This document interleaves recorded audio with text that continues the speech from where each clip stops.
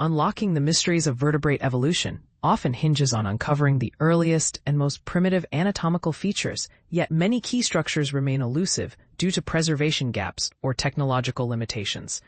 But here's where it gets controversial. Recent advances in high-resolution imaging have allowed scientists to explore the internal anatomy of some ancient, jawless relatives of jawed vertebrates in unprecedented detail. One stunning example is the detailed reconstruction of a fossil species, Norsolaspis glacialis, which is part of the sister group to jawed vertebrates, the osteostracans. This study presents groundbreaking non-destructive imaging data, specifically volumetric stacks derived from synchrotron X-ray microtomography that reveal the complex head-trunk interface in this species. The data, accessible through repositories like Morphosource and Figshare, allow researchers worldwide to examine the internal structures, including the brain case, circulatory system, and head-trunk connection, without damaging the original fossil. Such detailed datasets include surface renderings and 3D models, serving as vital references for comparative anatomy. Why is this important?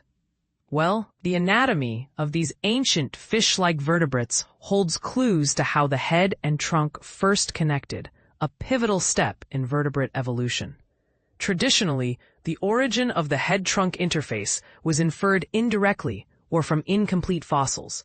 But now, these new reconstructions show that Norsolaspis has a head-trunk boundary with features similar to those seen in later, more advanced vertebrates, like sharks and lampreys. For example, the arrangement of the brain case, the patterning of the cranial nerves, and the layout of venous drainage resemble crown gnathostomes, jawed vertebrates, more than previously expected for these primitive forms. Further, by comparing the internal anatomy of Norsolaspis with modern cyclostomes, jawless fish like lampreys, and jawed species, researchers have traced the evolutionary transformation of critical structures such as the inner ear, extraocular muscles, and the head-trunk boundary itself. The contrasts highlight gradual innovations in the head's neural and circulatory systems, changes that enabled the emergence of new functionalities like enhanced brain integration and complex movements. And this is the part most people miss. The detailed internal anatomy of Norsolaspis also reveals a sophisticated circulatory system, including a well-organized heart, paired veins, and an open-ended endolymphatic duct system, traits that challenge long-held ideas about the primitive condition of early vertebrates. For instance, the comparative analyses with modern lampreys and sharks suggest that the evolution of the head-trunk interface was more intricate, involving multiple stages of anatomical refinement. Now, here's where it sparks debate. Some scientists might argue that these features are convergent or represent secondary adaptations, rather than primitive conditions. Others believe that these findings support a model where the head and trunk developed highly integrated systems earlier than traditionally thought.